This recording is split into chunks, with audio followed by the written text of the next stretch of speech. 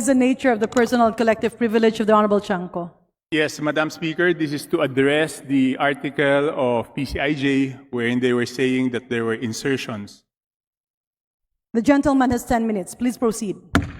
Yes, thank you, Madam Speaker. Dear colleagues, today I rise on a matter of personal and collective privilege para i-correct o itama ang artikulo ng PCIJ na nagsasabing ako ay may insertion ng halagang 752 million pesos sa HGAB. For the record, Madam Speaker, dear colleagues, wala pong katotohanan na ako ay may insertion. Hindi ko magagawa na mag-insert dahil hindi nga ako miyembro ng Committee on Appropriations, kaya't imposible po ang sinasabi nila. I expected more fact-checking from an organization like PCIJ. Kung nag-check lang sila ng mabuti ng NEP restored, malalaman nila na hindi ito insertion.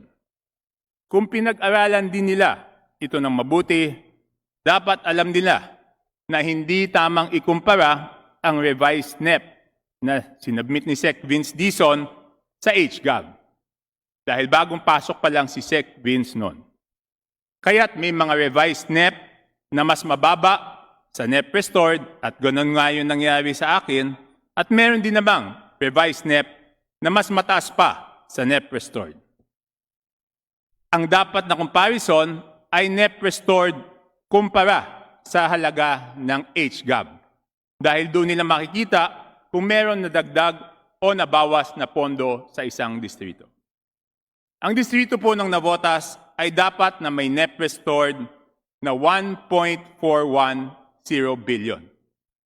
Yan ang NEP restored magmula sa HGAB ng 2023, 2024 at 2025. So yan din po dapat ang HGAB, yan din po dapat ang NEP restored para sa 2026. Alam po natin ang NEP restored ang minimum budget bawat taon para sa bawat distrito. Ang ibig sabihin nito ay ang taon-taong budget sa bawat distrito ay ideally hindi dapat bababa sa halagang NEP restored para sa distritong yon. Nung nagsumiti po ang tanggapan ni Sec. Vince Dizon sa kanyang revised NEP, ang lumabas lang po sa distrito ng Navotas ay 362 million pesos. Ibig sabihin po, kulang po ng 1 billion 48 million pesos kung ikukumpara sa dapat na budget na 1,410 million. Kaya siyempre, bilang kinatawan ng mga kababayan ko sa Navotas, nung pumunta po si Sec. Vince Dizon dito sa House of Representatives, ito po ay binanggit ko sa kanya. Kaya out of the 1,048 million na kulang, ang naibalik lang po ay 748 million.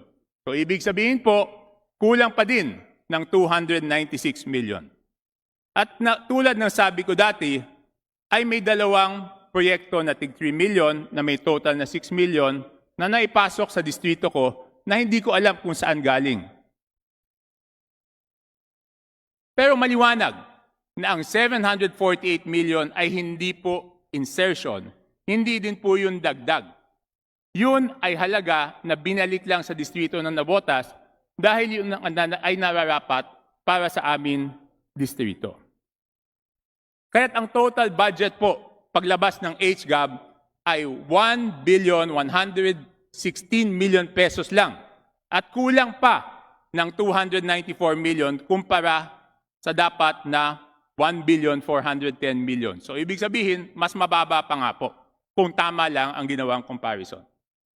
Kaya maliwanag po na hindi ako nag-insert at hindi nadagdagan ang budget ng distrito ng Navotas. Kung may ibinalik lang, pero kulang pa rin ang binalik.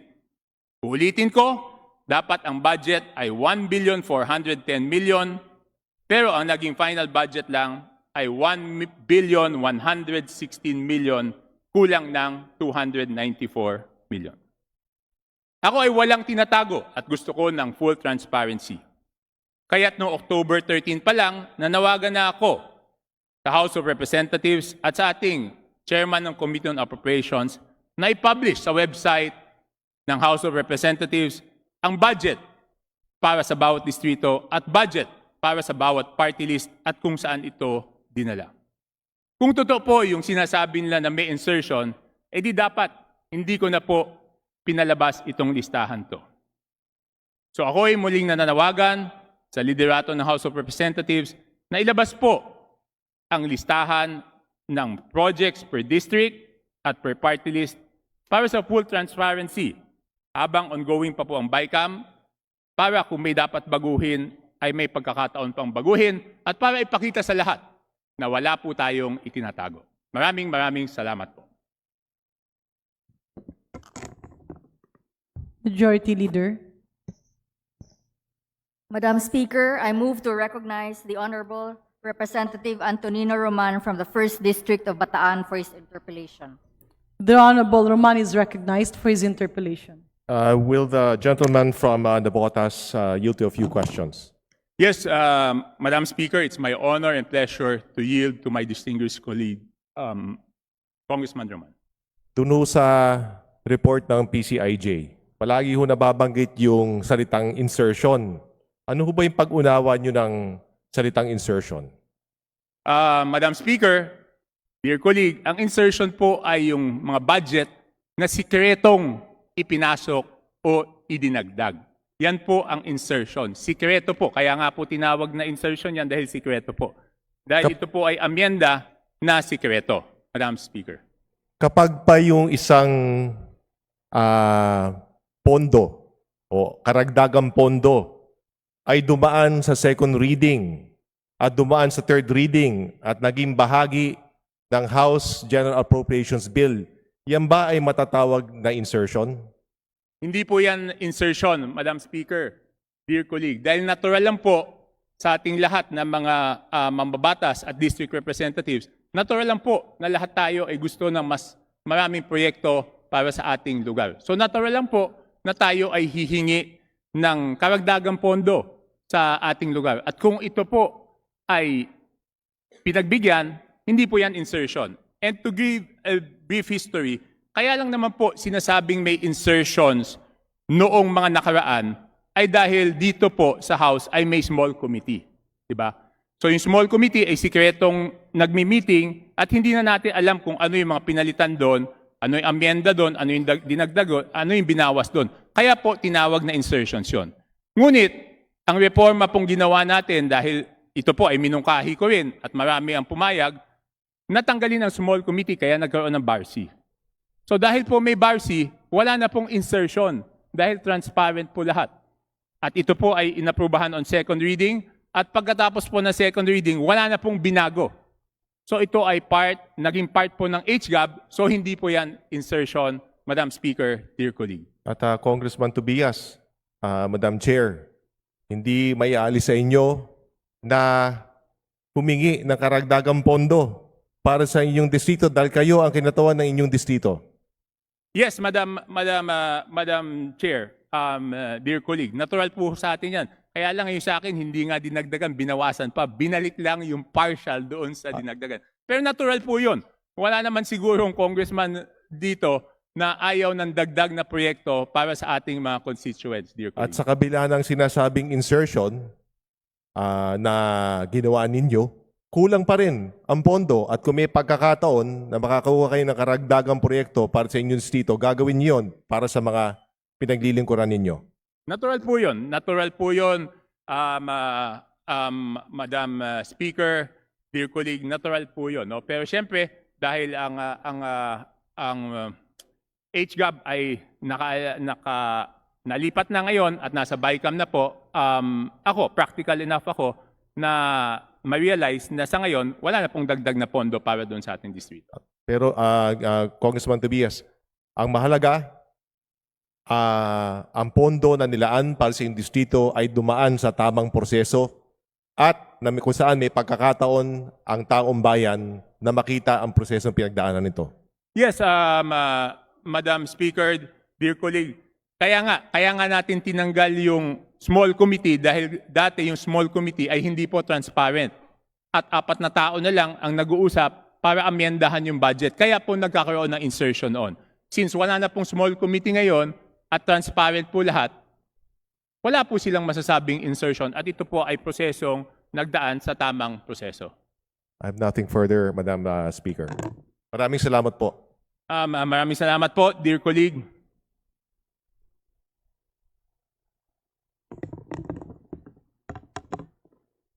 Majority Leader.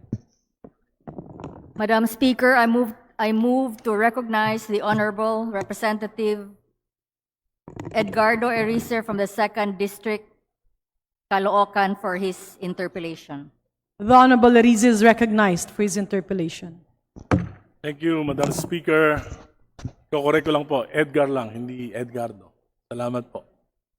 Anyway, may I respectfully ask some questions to our colleague from the Botas? Yes, Madam Speaker, it is my pleasure and honor to answer the questions of our honorable colleague, Congressman Egay Erice. Gusto ko lang pong linawin na yung pong insertions na pinalabas ng PCIJ ay actually hindi po insertion. Ito po ay amendment sa NEP. Tama po ba yun? Sa National Expenditures Program, nagkaroon po tayo ng deliberations sa committee, then pagkatapos po nun, ay nagkaroon tayo ng amendments. So ito pong pagtataas ng inyong pondo from 700 to... From ang restored net po na nabotas ay 1.410 billion. Doon po sa revised net naging 362. So nagbalik lang po sila ng 784 million. Kulang pa rin doon sa kakulangan na dapat nilang ibalik. Sino po ang nagbawas dun sa revised NEP? Anong ahensya o anong departamento yung nagbawas dun sa inyong original proposal sa NEP? Yan po ay unang-una, dear colleague, sasagutin ko po yung tanong nyo. Tama po kayo na ang mga pagbabago po na nangyari doon sa NEP papuntang age gap ay hindi po insertion, yun po ay amendments, dear colleague. So tama po kayo. Mas mabuti sana kung tinawag na lang ng PCIJ to na amendments at hindi po insertion. Sa tingin ko, mali pong pangalan o maling termino, dear colleague, ang pagtawag ng insertions doon sa mga amyenda na yon. No? Ngayon, ang nagbawas po ng budget o ang nagbawas ng halaga na yon ay ang DPWH din noong pagpasok ni Secretary Vince Dizon. So nabawasan po ng 1.048 billion nung nag-submit sila na revised NEP. Tapos ang binalik lang, instead na magbalik ng 1.048 billion, ang binalik lang po ay 748 million. Dahil nga nung pumunta po si Sec Vince dito, nasabi ko na binawasan nila ng 1.048 billion, kaya't nagbalik po ng 748 million. Ang dahilan po ba ng pagkakabawas ng ganong kalaki ay dahil karamihan po ng mga proyekto ay nasa flood control. At alam naman natin at 255 billion yung binawas sa flood control projects ng DPWH. Tama po ba yan? Yes, tama po kayo, dear colleague. Siyempre po, alam niyo naman, magkapit-bahay tayo, talagang flood-prone po yung nabotas. So yung tinanggal po na 1.048 billion ay flood control projects. Tapos, binalikan po nila, nagbalik na lang po sila ng 748 million na hindi na po flood control projects, dear colleague, Madam Speaker. Para po sa kalinawan ng mga kababayan natin nakikinig, kasi po ang madalas na sinasabi ng Senado, ng mga ilang advocates ng anti-pork barrel na ito daw po ay pork barrel din. Paano nyo po na-determine yung mga proyekto sa inyong distrito? Okay.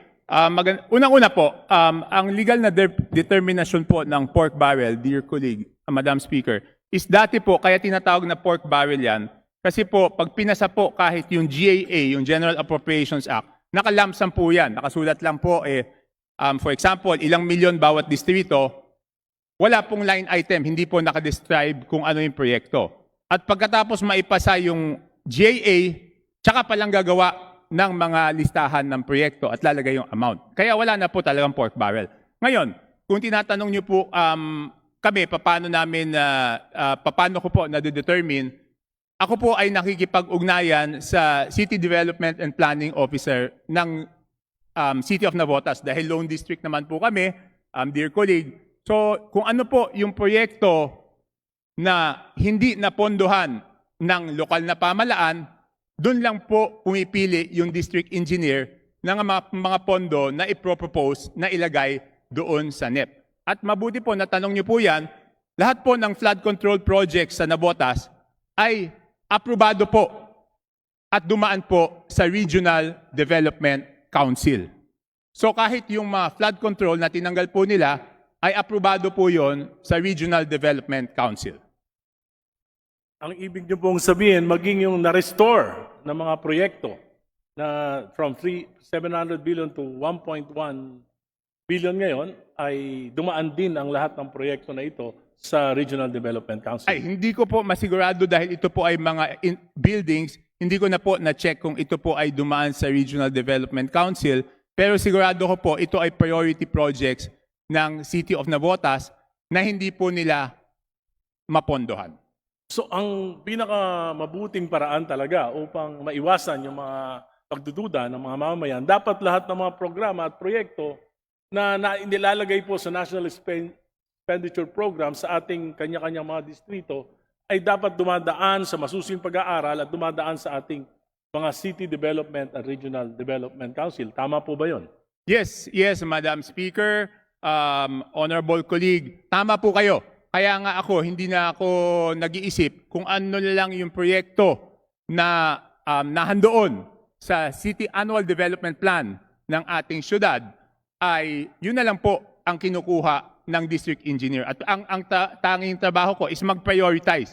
Kasi minsan po, hindi naman kasya yung buong pondo na hindi po kumasya doon sa City Development Plan, hindi naman po kasya doon sa NEP. So prioritization na lang po. At makatwiran lang po na makialam tayo sa pagpaplano na ito sapagkat ang mga representatives ay ex-officio members of the City Development or Provincial Development Councils. Tama po ba yun? Yes, tama po, dear colleague. At alam naman po natin, alam ko na kayo ay malawak ang karanasan, alam naman po natin na yung City Development Plan o yung Annual Investment Plan ay nagdadaan sa masusing proseso na kasama yung mga stakeholders, kasama po yung PO, yung People's Organization, kasama po yung NGOs, kasama po yung barangays. So yan po ay masusi pong pinag-aaralan. Tama po kayo. Dapat po doon po nagdadaan yon para talagang nanggaling sa ating mga kababayan yung mga proyektong ilalagay natin. At mahalaga din po na nakikialam talaga tayo sa formulation at sa planning process ng mga proyektong ito sapagkat tayo po ay direktang sinasangguni ng ating mga constituents. Tama po? Tama po kayo, dear colleague. Tayo po ay direktang sinasangguni ng ating mga constituents. Hindi lang po sinasangguni, tayo din po ay pinaghahanapan ng ating mga constituents nung kanilang mga request. Alam naman po natin, pag hindi nila makuha yung request nila sa barangay, pupunta yan sa city.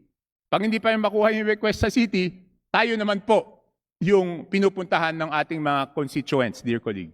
Kaya nga po, at kaya hindi naman makatwiran na dapat maunawaan ito ng mga counterpart natin sa Senado na tayo po ay may direct constituency, tayo yung pinakamalapit sa mamamayan, hindi po tulad ng mga senador na ang kanilang constituency ay sa buong bansa.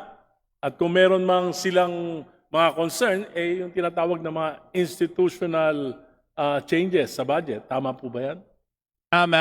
Yes po, dear colleague. Ang nangyayari po, yung ating mga kababayan doon sa distrito, pag may pangangailangan, hindi naman sila pumupunta doon sa ehensya o departamento na kung saan sila ay may kinakailangan. Iniisip nila na tayo ang parang conduit nila sa mga departamentong yon, dear colleague. Hindi lang po yan sa DPWH, kahit ano pong departamento ng national government, pag may kailangan po yung ating mga constituents, tayo po ang pinupuntahan.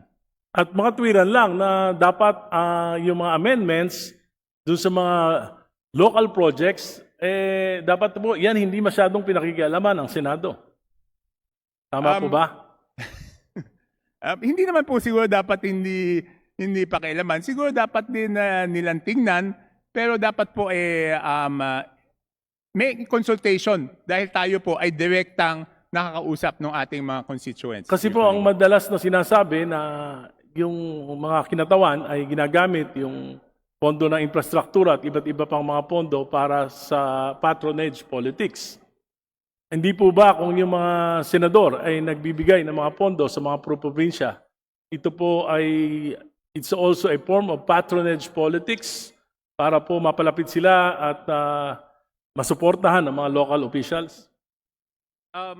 Mr. Speaker, dear colleague, alam nyo, pag tayo po ay in-evaluate ng tao kung ayos po yung performance, kasama rin po doon yung mga hiling nila na dapat nating tugunan. No? Hindi lang pagdating sa infrastruktura, kung hindi pa rin pati sa serbisyo. Ang sinasabi ko nga, pag nakita nilang national government agency ang kailangan nila, ang unang pupuntahan nila is hindi yung ahensya. Ang unang pupuntahan po nila is yung district office po natin, dear colleague. Ano po ba ang batayan sa pag-allocate ng pondo sa bawat distrito pang infrastruktura?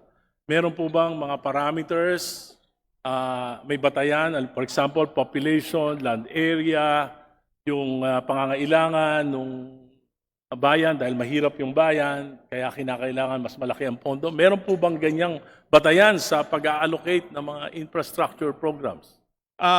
Mr. Speaker, dear colleague, kung meron pong tinatawag na NEP restored, nung ako po'y bumalik dito noong 19th Congress, noong year 2022, meron na po kaagad na NEP restored, no? Kaya lang kung paano kinocompute ng DPWH yung NEP restored, hindi ko po alam.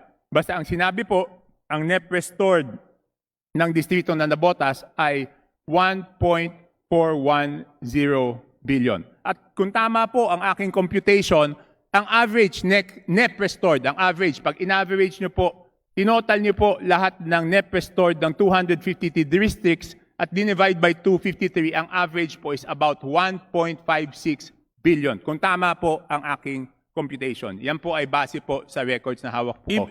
Ibig mo mong sabihin, how do we come up with that figure? Ano po yung particular basis ng DPWH to determine the NEP allocation of a particular district?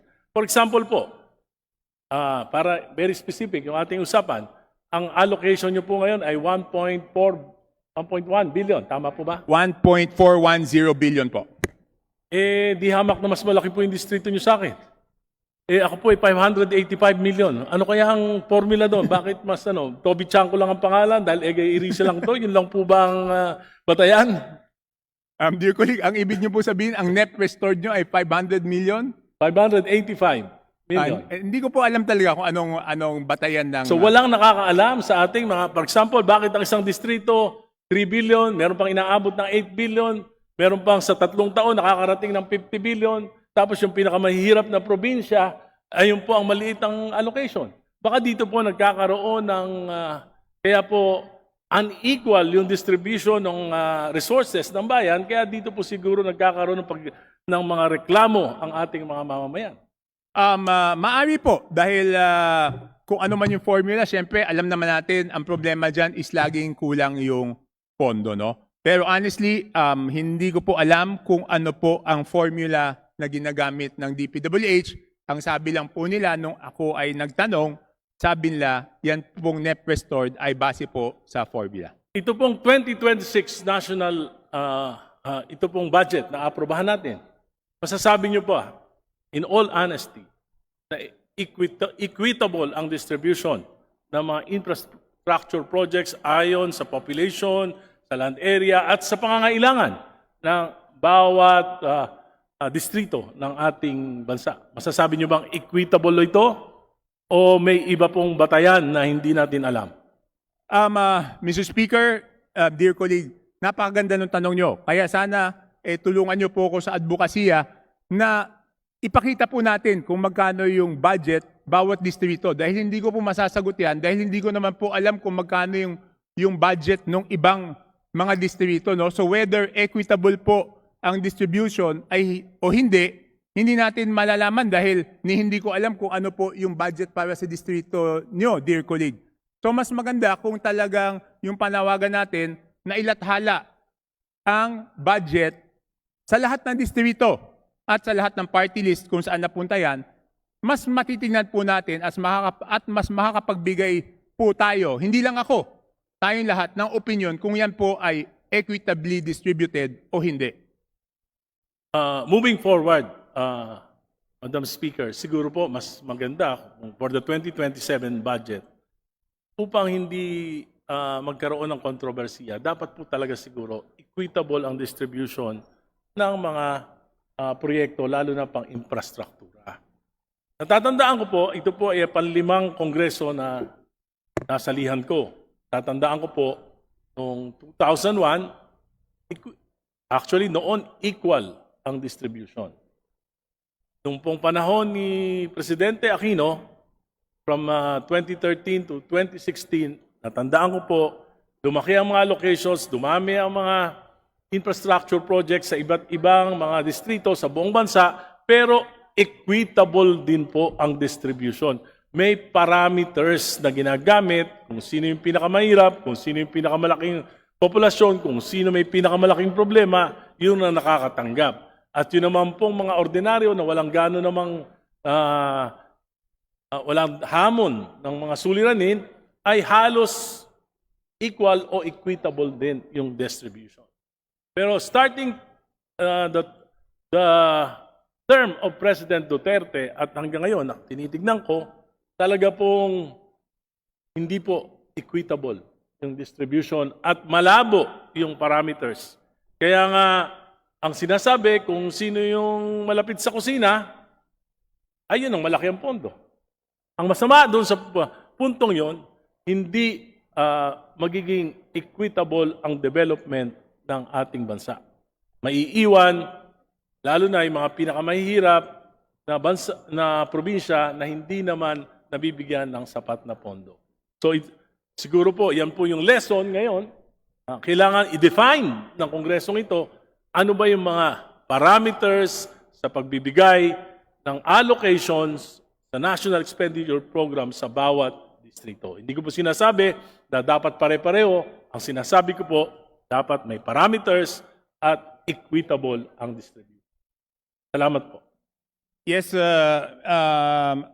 Mr. Speaker, dear colleague, nakikiisa po ako at agree po ako na dapat po maliwanag, transparent, at explainable po yung equitable distribution dahil alam naman natin na yung mga areas na less developed ay dapat rin naman tulungan ng national government na ma-develop at makahabol doon sa ibang parte ng ating bansa. Maraming salamat po, dear. Thank you. Na naging very controversial yung flood control. Kasi nga, merong mga iba na sabihin na natin, binaboy yung proyekto na dapat naging tama.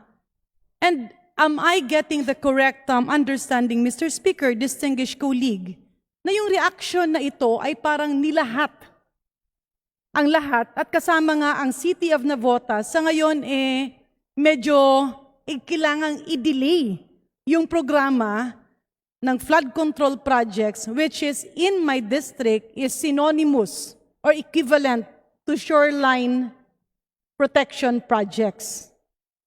My question, Mr. Speaker, distinguished colleague, pwede bang ma-postpone or ma-delay yung mga baha sa Navotas? Madam, Mr. Speaker, dear colleague, yun nga po, hindi po natin pwedeng i-delay or i-postpone yung baha. Kaya lang, naging, okay, Madam colleague, can I reply very truthfully, no? Actually po, kung tutuusin, sa tingin ko, hindi tamang solusyon sa problema yung totally sabihin na wala pong flood control projects, di ba? Dahil tulad ng sabi niyo po, kung sa inyong lugar meron kayong dapat na We call it shoreline protection. shoreline protection, alam naman po natin, dear colleague, kung shoreline protection po yan, kung ang shoreline is 3 kilometers, kahit tapos nyo na po yung 2.8 kilometers, at 200 meters na lang ho ang hindi tapos o kahit 100 meters, doon naman papasok po yung baha, dear colleague. So hanggat hindi po kompleto ang shoreline protection, hindi po effective yung flood control project. Ang mangyayari po dyan, dear colleague, yung ginastusan na shoreline protection ay hindi pinapakinabangan ng tao hanggang hindi po tapos, dear colleague. In other words, Mr. Speaker, distinguished colleague, will the distinguished gentleman from Navotas commit to support legitimate, needed, and validated flood control shoreline protection projects at the appropriate time for 2027? Yes, of course. Yes, of course, Mr. Speaker, dear colleague. Ang sabi ko nga, no, ang halimbawa ko noon is kunyari, halimbawa lang po, nagkaroon ng anomalya sa paggawa ng classroom. Ang ibig sabihin po ba noon, dear colleague, is isang taon tayong hindi magtatayo ng classroom? Mr. Speaker, I agree to the Honorable Chanco. At tama po kayo. Just say for my instance, Mr. Speaker, distinguished colleague, we call that Iloilo Antique Road. It's connecting the city of Iloilo to the province of Antique.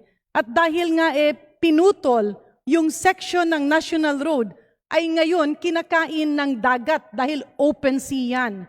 At sayang naman yung ginawang highway kasi halos may malakas na bagyo, ito ay natatanggal, nasisira, at kaya ngayon, andun ulit yung risk na maputol yung connectivity ng probinsya ng Antique to the rest of Iloilo, including their access to educational institutions, financial institutions, the main port of Iloilo, and even the airport. That's why, Mr. Speaker, distinguished colleague, I laud the Honorable Toby Chanco for standing up. No? Kasi a rotten egg should not be translated to a sacrifice of the whole country. In addition, Mr. Speaker, distinguished colleague, narinig ko kanina si Congressman Erice. At yun nga ang paulit-ulit, and I remember asking Secretary Bunoan, then Secretary Vince Dizon, what is really the basis of allocation?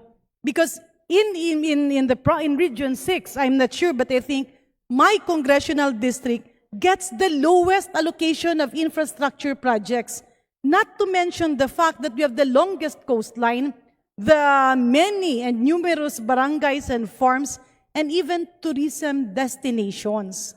That is why, Mr. Speaker, distinguished colleague, sa pagkakataong ito, will the Honorable Chanco agree in saying that we should have a system in place for equitable allocation of resources? Kasi nawala yung equitable allocation ng resources, depende kung sino yung malapit, depende kung sino yung nakakapasok, at depende kung sino yung malakas ang bulong, which is unfair when we talk about good governance. And Mr. Speaker, idagdag ko lang if the Honorable Chanco will agree to this, hindi kaya nawala ito? Kasi if you remember, nagkaroon ng allocation ng, was it 70-30? 70% national roads, 30% local, and then it shifted to 60-40. Mr. Speaker, alam po ba ng ating kagalang-galang na kongresista saan pinulot itong formula na ito? Honestly, Mr. Speaker, dear colleague, hindi ko rin po alam yung formula.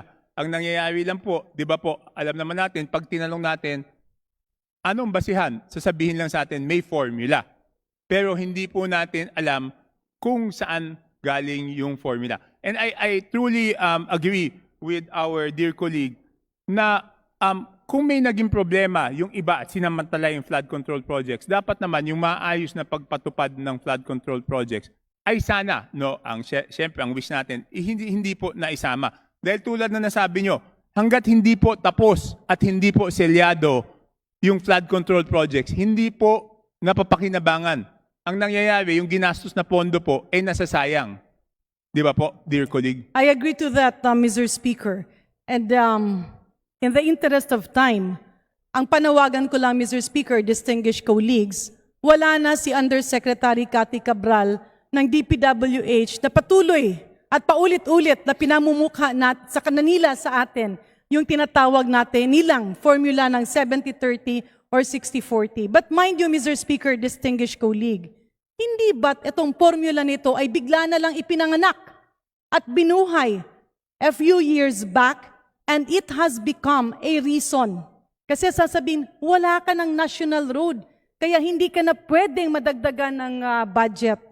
But what is actually happening is that the chunk of budget is being diverted to unnecessary flood control projects na sana yung ceiling na iyan ay hindi galawin because even if you don't have a national road, you have provincial roads, you have municipal roads, you have secondary roads, you have barangay roads. And as part of inclusive government, each and every peso paid by the taxpayer should be spent back on those who need it, not by an unwritten formula that does actually exist and should not have been used in the first place. Mr. Speaker, distinguished colleague, marami pa sana akong gustong itanong sa ating kagalang-galang na kongresista galing sa Navotas. However, we could have that discussion over a cup of coffee. I laud him for standing up. And may I appeal to my distinguished colleagues, let's review the process of allocating funds. Minsan tumatahimik na lang po ako, maingay ako sa maraming debate, but mind you, it's time for all of us to stand up. And each and every Juan and Maria de la Cruz should receive the entitlement that government is due to give to them. Maraming salamat, Mr. Speaker. Maraming salamat, distinguished colleagues. Yes, maraming salamat po. Thank you, Deputy Speaker Janet Garin. Majority Leader.